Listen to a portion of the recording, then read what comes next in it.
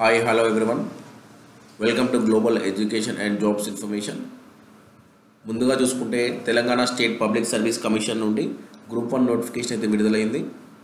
ఇది ఒక general recruitment అండి. ఇక్కడ మీరు చూసుకుంటే TSPSC www.tspsc.gov.in లో మనం ఈ నోటిఫికేషన్ అయితే చూడొచ్చు. మీరు online application date of submission వచ్చేసి 23rd February 2024 to 14th March of 2024 వరకు.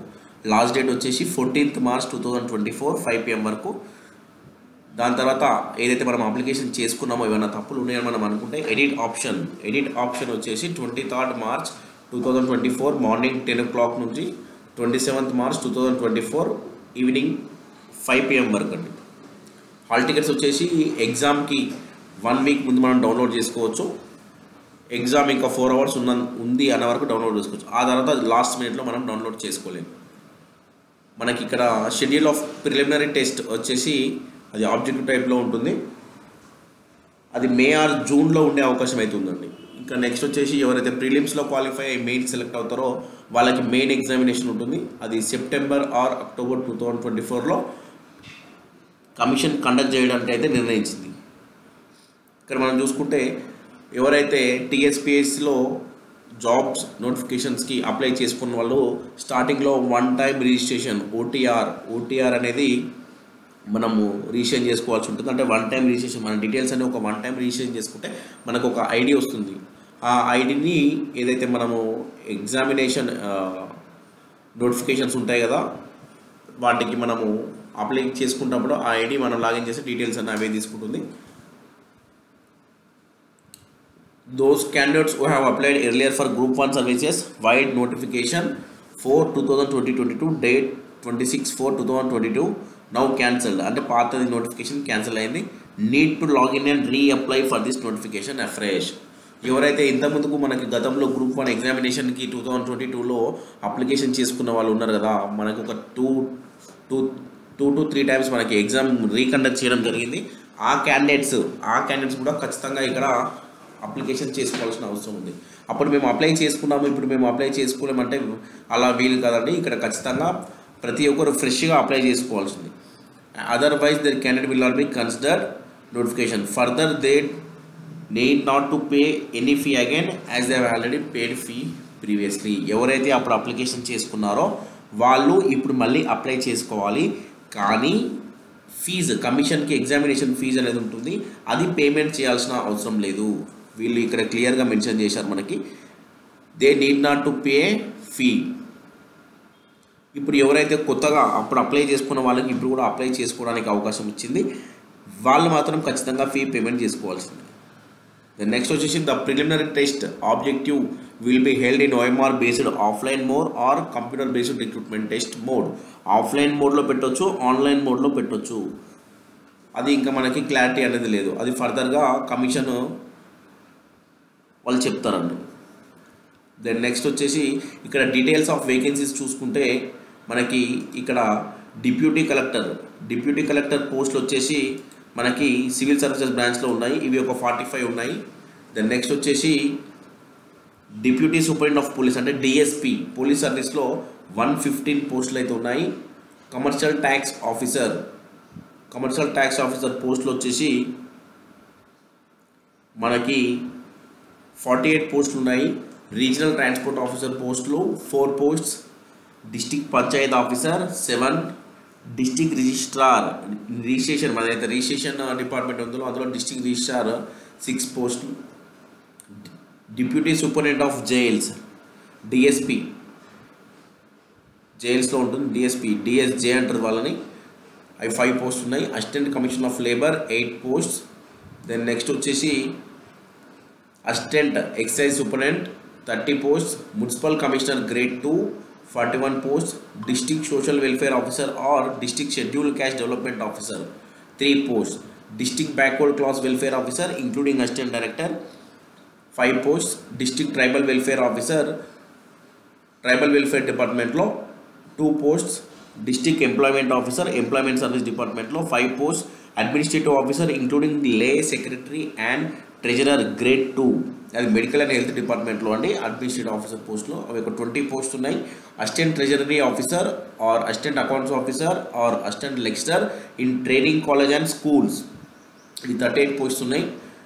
Assistant audit officer 41, Mandal Parishad development officer 140 పోస్టులు. ఎంపీడీఓలు ఇక్కడ మనకి అత్యధికంగా చూసుకుంటే మనకి ఉన్న పోస్టులలో ఎంపీడీఓ పోస్ట్ అనేవి 140 పోస్ట్ ఉన్నాయి. అత్యధికంగా 140 పోస్ట్ ఎంపీడీఓ అయితే మనకి నోటిఫికేషన్లో ఇవ్వడం జరిగింది. ఇంకా నెక్స్ట్ వచ్చేసి మనకి 115 వచ్చేసి డిఎస్పీలు ఉన్నాయి. 140 తర్వాత 115 పోస్టులు డిఎస్పీ పోస్టులు ఉన్నాయి. దెన్ నెక్స్ట్ దాని తర్వాత మనకు వచ్చేసి కమర్షియల్ ట్యాక్స్ ఆఫీసర్ పోస్టు 48 ఉన్నాయి. దెన్ నెక్స్ట్ వచ్చేసి డిప్యూటీ కలెక్టర్ పోస్టులు 45 ఉన్నాయి. ఇట్లా మీరు నోటిఫికేషన్ క్లియర్గా చూస్తే మీకు క్లియర్గా అర్థమవుతుంది. దెన్ నెక్స్ట్ వచ్చేసి ఎలిజిబిలిటీ చూసుకుందాం మనము. ఎడ్యుకేషన్ క్వాలిఫికేషన్స్ ఇంకా ఎలిజిబిలిటీ చూస్తే డిప్యూటీ కలెక్టర్కి బ్యాచిలర్స్ డిగ్రీ ఉండాలి ఖచ్చితంగా. దెన్ నెక్స్ట్ వచ్చేసి డిఎస్పీకి must possess bachelors degree, commercial tax ఆఫీసర్కి బ్యాచిలర్స్ డిగ్రీ, రీజనల్ ట్రాన్స్పోర్ట్ ఆఫీసర్కి must possess degree in mechanical engineering. ఇక్కడ చూసుకుంటే మెకానికల్ ఇంజనీరింగ్లో ఆర్ ఆటోమొబైల్ ఇంజనీరింగ్లో డిగ్రీ ఉండాలి. ఈ ఆర్టీఓ పోస్ట్కి ఓన్లీ మెకానికల్ ఇంజనీరింగ్ వాళ్ళే ఎలిజిబిలిటీ అండి. ఇక్కడ మనం చూసుకుంటే mechanical engineering or automobile engineering. Then next చూసుకుంటే డిపిఓకి బ్యాచిలర్స్ డిగ్రీ, ఏదైనా ఓకే బ్యాచిలర్స్ డిగ్రీ. డిస్ట్రిక్ట్ రిజిస్ట్రార్కి అది కూడా bachelors degree. Deputy superintendent of జైల్స్కి అది కూడా బ్యాచిలర్స్ డిగ్రీ. అసిస్టెంట్ కమిషనర్కి bachelors degree of arts, commerce, science or engineering or any recognised university in India established. దీనికి preference shall be given those who possess additional qualification important qualifications A post grade in degree in social work and specialisation with labour welfare and personnel management. మీరు ఇక్కడ గమనించగలరు. ఈ పోస్ట్కి అందరు eligibility కాదు, అందరికీ eligibility ఉన్నా కానీ వీళ్ళకి ప్రిఫరెన్స్ ఇస్తారంట. ఎవరైతే డిగ్రీ ఇన్ సోషల్ వర్క్లో ఎవరైతే డిగ్రీ చేసారో వాళ్ళకి ఎలిజిబిలిటీ ఇస్తారంట. దెన్ నెక్స్ట్ వచ్చేసి అసిస్టెంట్ ఎక్సైజ్ సూపరింటెండెంట్ సర్వీస్, వీళ్ళకి must possess a bachelor degree of any recognised university. Okay. Municipal grade commissioner must possess a bachelor degree, bachelors degree. District social welfare officer any bachelors degree. District backward ఆఫీసర్కి దానికి కూడా any bachelor degree. District tribal welfare ఆఫీసర్కి any bachelor degree. District employment ఆఫీసర్కి must possess a bachelors degree, ఇది కూడా any bachelor degree. Administrative officer ట్రెజరర్లో must possess bachelor degree of any recognised university, any degree. దీనికి కూడా post number 15 కూడా any degree. Then next post number 16 వచ్చేసి ఇది మనకి treasury officer కాబట్టి ఇంకోటి అకౌంట్స్ అవన్నీ చూసుకునే పని ఉంటుంది కాబట్టి ఇందులో ఖచ్చితంగా ఇక్కడ ఏమడుతుందంటే must possess a degree in commerce or economics or mathematics.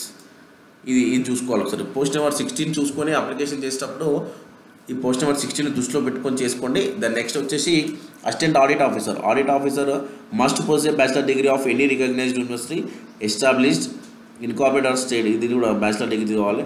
Mandal Parishad development ఆఫీసర్కి ఎంపీడీఓకి must possess bachelor degree from any recognised university, దీనికి ఏదైనా ఒకటి ఉంటే సరిపోతుంది.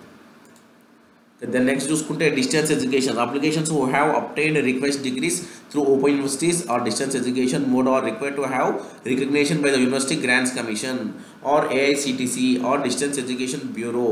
ఎవరైతే డిస్టెన్స్ ఎడ్యుకేషన్లో డిగ్రీ ఉన్నైతే ఆ యూనివర్సిటీ వాళ్ళు చదివిన ఒక college UGC university grants commission నుంచి రికగ్నేషన్ ఉండాలి, లేదంటే AICTE నుంచి రికగ్నేషన్ ఉండాలి, లేదంటే డిస్టెన్స్ ఎడ్యుకేషన్ బ్యూరో, ఈ మూడింటిలో ఏదైనా ఒకటి నుంచి వాళ్ళ కాలేజ్కి రికగ్నేషన్ ఉండాలి. ఉంటే అట్లాంటి డిస్టెన్స్ ఎడ్యుకేషన్ క్యాండిడేట్ ఈ నోటిఫికేషన్కి ఎలిజిబిలిటీ.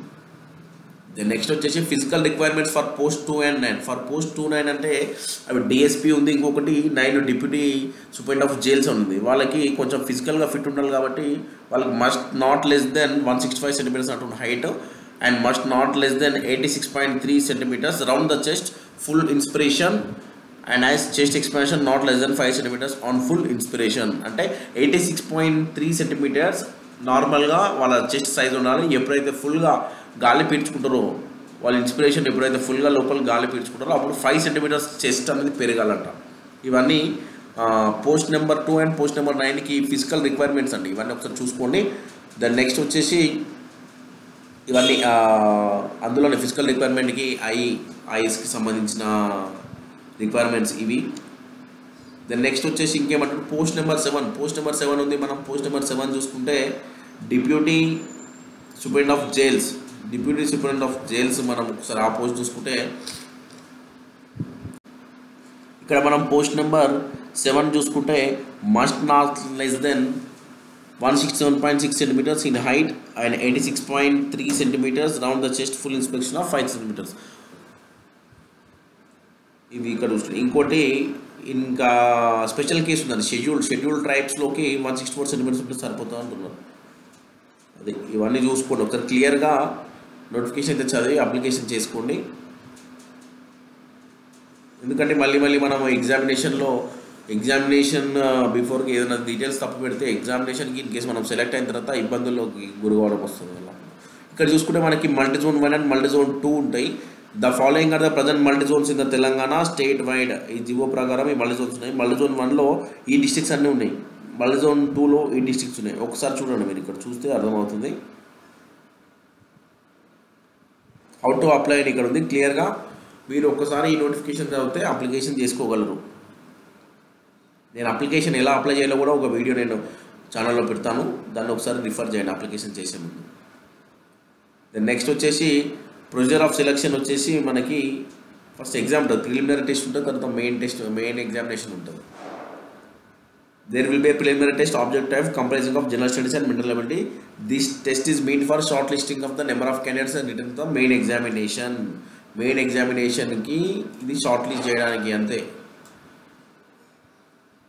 దెన్ నెక్స్ట్ వచ్చేసి the number of candidates would be admitted 50 times. ఎవరైతే మనకి ఎన్ని పోస్టులు ఉన్నాయి, 563 పోస్టులు ఉన్నాయి కదా, 563 పోస్టులు ఇంటూ 50 times అంటే మనకి ఇంచుమించుగా 25,000 చేంజ్ క్యాండిడేట్స్ని మనకి మెయిన్ ఎగ్జామినేషన్స్కి అయితే సెలెక్ట్ చేయడం జరుగుతుంది.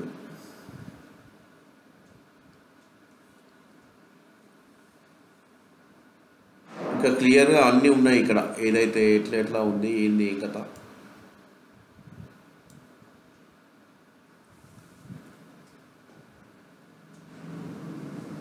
ఇక్కడ చూసుకుంటే మనకి అనెక్సర్ 1లో వేకెన్సీ పొజిషన్ ఉంది. డిప్యూటీ కలెక్టర్ మల్టీజోన్ 1లో ఎన్ని ఉన్నాయి, మల్టీజోన్ 2లో ఉన్నాయి. ఇది స్టేట్ లెవెల్ పోస్ట్ కాబట్టి మనకి డిస్ట్రిక్ట్ వైజ్ పోస్టులు ఉన్నాయండి.